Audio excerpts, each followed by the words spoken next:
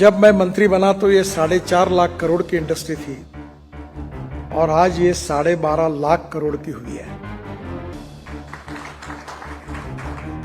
और इस अभूतपूर्व सफलता के लिए जो सबसे ज्यादा जिसका श्रेय जिनको जाता है वो सब मेरे सामने बैठे हुए प्रधानमंत्री जी की ये विजन है कि हम हिंदुस्तान को आत्मनिर्भर भारत बनाएं, हम $5 ट्रिलियन की इकोनॉमी बनाएं और वर्ल्ड में हम फास्टेस्ट ग्रोइंग इकोनॉमी है। अब हम 5वें नंबर पर हैं और प्रधानमंत्री जी ने उद्देश्य रखा है कि हम 3रे नंबर पर आए। और इस उद्देश्य को पूरा करने के लिए मुझे ऐसा लगता है कि सबसे महत्वपूर्ण रोल अगर किसी का है तो आपके इस इंडस्ट्री का है। और ये इंडस्ट्री हमारे भारत के ग्रोथ की एक प्रकार से पर मैं पिछले 8-10 दिन से एक पत्र तैयार करके रखा हूं। आज शाम को 5:30 बजे वित्त मंत्री मेरे घर पर एक मीटिंग के लिए आने वाली है और मैं उनको रिक्वेस्ट करने वाला हूं कि आने वाले समय में डीजल से जो भी इंजन चलाते हैं उसके ऊपर एडिशनल 10% GST लगाओ ताकि जल्दी इसका ट्रांसफॉर्मेशन होगा, नहीं तो लोग जल्दी सुनने के मूड में ना हो। ये अब इलेक्ट्रिक हाईवे बना रहे हैं, NHAI मेरे पास है। मैं अभी पावर मिनिस्टर से बात कर रहा हूं कि मुझे सस्ते में पावर दे दें और मैं इलेक्ट्रिक केबल डालने वाला हूं जयपुर से दिल्ली हम हाईवे बना रहे हैं। फिर नागपुर में हमारे यहाँ बना रहे पायलट प्रोजेक्ट। और ये जो लिथियम आयन की बस है जो 1 करोड़ 10 लाख 15 लाख में है, तो ये एकदम कॉस्ट कम हो जाएगी, 50 लाख में आएगी। और 2-2, 3-3 बसें जोड़कर टिकट रेट कम करके हम एक बहुत ही कंफर्ट का है ना अच्छा।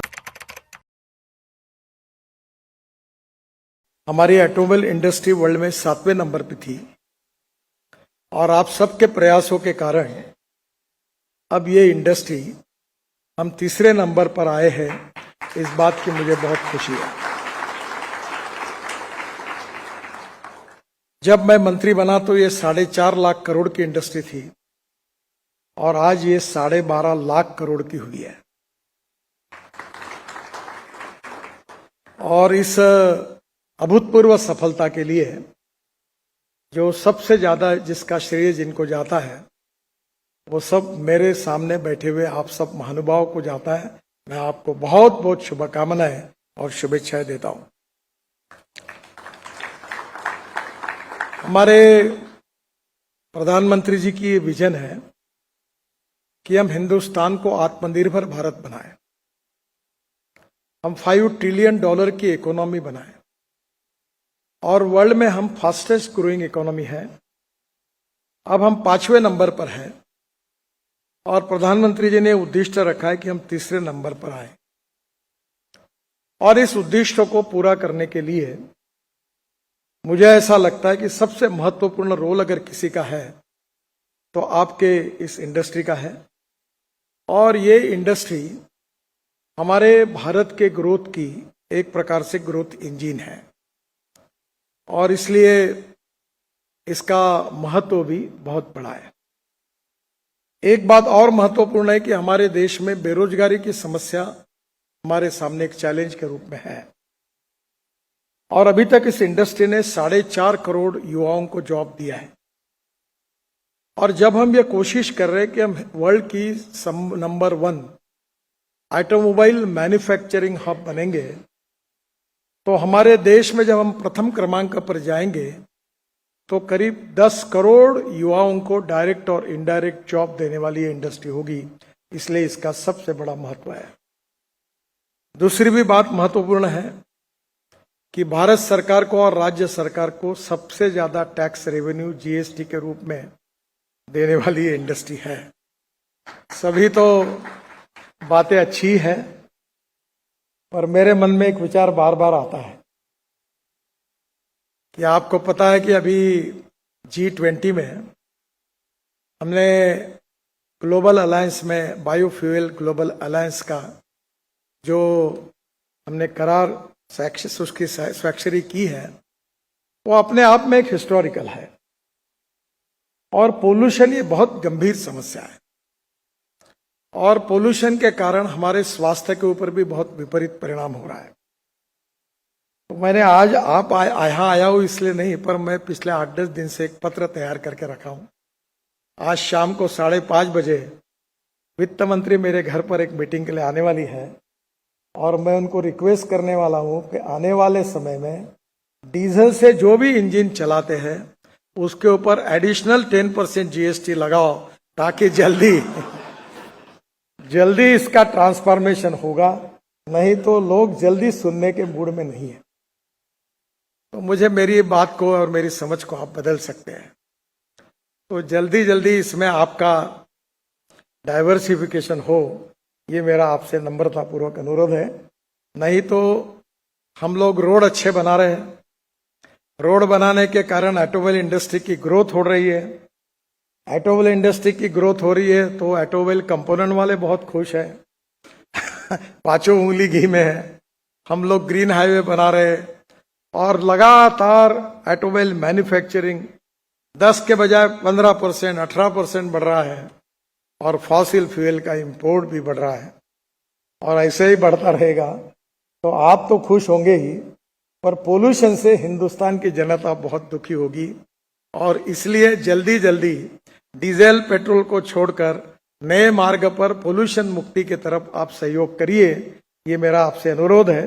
नहीं तो जनरेटर सेट से लेकर डीजल कंजम्पशन करने वाली हर इंजन पर 10% ये पोल्यूशन टैक्स एडिशनल जीएसटी बढ़ाने के बारे में जरूर मैं फाइनेंस मिनिस्टर को इस बात के लिए अनुरोध करूंगा। तो मुझे लगता है कि आप ये अनुरोध करने का समय मेरे ऊपर नहीं लाएंगे।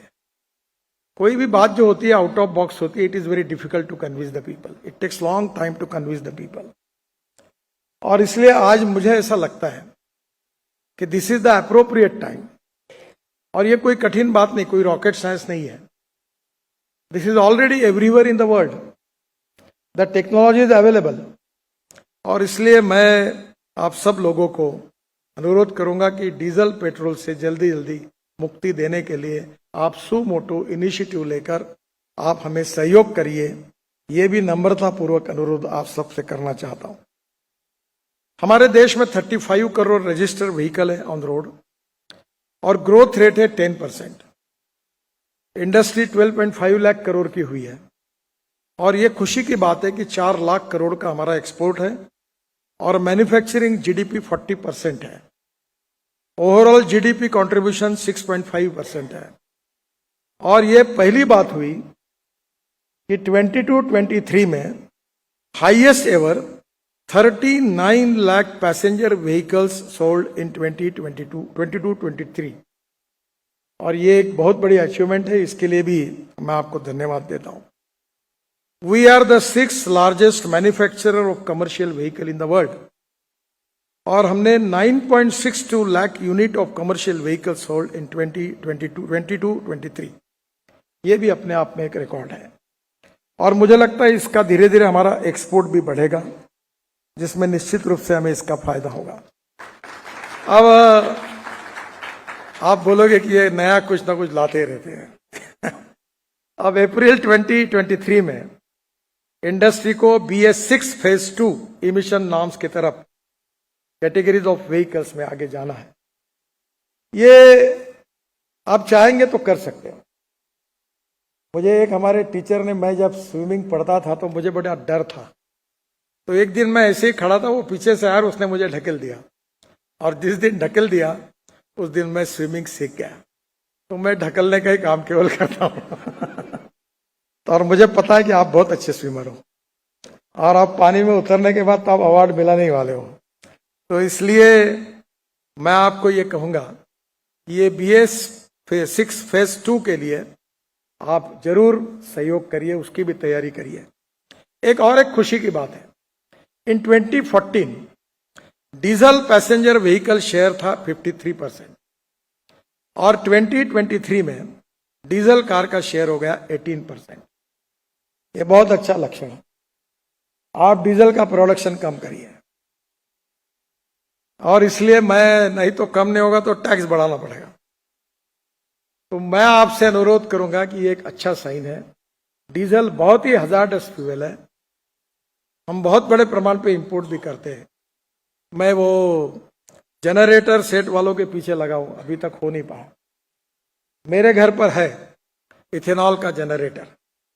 तो आप ये जब स्कैनिया की बस अगर 100% इथेनॉल पर चल सकती है, वो पेट्रोल इंजन है, तो डीजल का ट्रक और बस क्यों नहीं इथेनॉल पर चल सकती? इलेक्ट्रिक पर तो चलती है, अब एलएनजी पर चल रही है, अब सीएनजी पर चल रही है, अब हाइड्रोजन पर आ रही है, तो इथेनॉल पे क्यों नहीं चल सकती? तो डीजल को बाय कैसा भी करके आप बाय बाय करिए।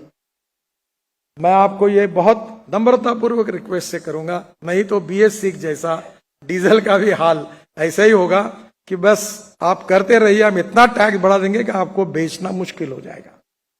तो ये डीजल व्हीकल को आप ही सुमोटो इनिशिएटिव लेकर आप कर भी रहे हैं, इसीलिए 18% पे आया। तो धीरे धीरे ये हमारे लिए बहुत अच्छा प्रोग्राम होगा। E20 अब शुरू होगा आपको, ये अब इलेक्ट्रिक हाईवे बना रहे हैं। NHAI मेरे पास है, मैं अभी पावर मिनिस्टर से बात कर रहा हूं कि मुझे सस्ते में पावर दे दें, और मैं इलेक्ट्रिक केबल डालने वाला हूं जयपुर से दिल्ली। हम हाईवे बना रहे हैं। फिर नागपुर में हमारे बना रहे पायलट प्रोजेक्ट। और ये जो लिथियम आयन की बस है जो 1 करोड़ 10 लाख 15 लाख में है, तो ये एकदम कॉस्ट कम हो जाएगी, 50 लाख में आएगी। और 2-2 3-3 बसें जोड़कर टिकट रेट कम करके हम एक बहुत ही कंफर्ट का अच्छा ट्रांसपोर्ट तैयार कर सकते हैं, पब्लिक ट्रांसपोर्ट का। इस देश में पब्लिक ट्रांसपोर्ट की जरूरत है। हमारे देश में 1.5 लाख बसेस है स्टेट ट्रांसपोर्ट के पास। मैं उसी का मंत्री, मेरे पास ही डिपार्टमेंट है। और वो बसेस की हालत ऐसी है कि बहुत से स्टेट में हॉर्न छोड़कर बस में सब बजता है। हालत बहुत खराब है, आर्थिक हालत भी खराब है और बसेस की भी हालत खराब है। और ये अब ये फायदे में है। हमने जब टेंडर निकाला था तो नॉन AC बस 39 रुपीज पर किलोमीटर, AC बस 41 रुपीज पर किलोमीटर, और बेस्ट जो डीजल बस चलाती है वो 115 रुपए पर किलोमीटर। तो इलेक्ट्रिक बस में आप खुद की फाइनेंस कंपनी लाकर लंदन ट्रांसपोर्ट के लेवल पर अगर ये मॉडल डाल दिया तो पब्लिक ट्रांसपोर्ट में कम से कम 5 लाख अच्छी बसेस चल सकती है। अभी इलेक्ट्रिक ये स्लीपर कोच आए, लग्जरी बसेस आई, सब पॉपुलर हो रही। मैं मुंबई में था तो पहले वॉल्वो बस आई, तो ST वालों ने स्टेट ट्रांसपोर्ट विरोध किया, वो दादर से पूना चलती थी। अब लोग बोलते हमको बस में जाना है, लाइन लगा के लेते हैं, टिकट ज्यादा देते हैं। पहले ST ने निर्णय किया था कि मुंबई पुणे एक्सप्रेस हाईवे पे टोल है तो हम नहीं जाएंगे, हम पुराने रोड से जाएंगे। तो लोगों ने बस को रोका और लोगों ने पैसे इकट्ठा किए, बोले टोल हम देंगे पर हाईवे से चलो। लोगों